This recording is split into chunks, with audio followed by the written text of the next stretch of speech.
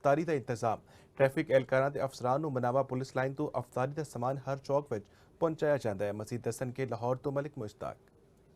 जी बिल्कुल, मैं लाहौर की एक अहम शहर के उत्ते मौजूद हाँ ते लाहौर दे विच ट्रैफिक पुलिस के शेर जवान सड़कों ते अफतारी कर रहे हैं।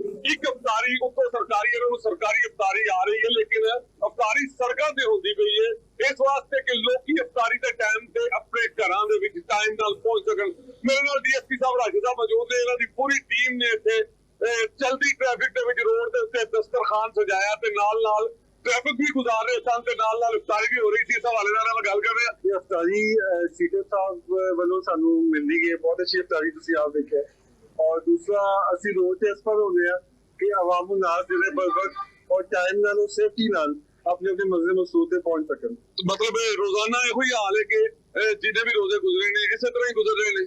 जी बिल्कुल, पिछले साल भी साडा डेली हर रोजा साडा चौक च सी खोलदे सा ते बिल्कुल लास्ट एंड तक टाइम तक रोड होंदा है, उसको मैनेज करना होंदा है, वापस आसा से सहूलत पैदा करती है। जी बिल्कुल, तुसी ट्रैफिक पुलिस के अफसरां दी गल सुनी तो तुहानू दसदा चलां कि सिर्फ एहलकार नहीं बल्कि अफसरान भी जिहड़े ने सड़कों के उत्ते अपने मातहत एहलकारां दे नाल रोजा अफ्तार कर रहे हैं। कल सीटीओ साहब की अगर गल करिए तो सीटीओ साहब भी इस वेले लिबर्टी चौक दे विच अपने एहलकारां नाल रोजा इफ्तार कर रहे हैं। इस तरह सारे अफसरान असल मकसद है कि अवाम नास को सुकून मिले, लोग अपने टाइम ना अफतारी से अपने बच्चों को अपने घर अपनी मंजिले मकसद से पहुंच सकन।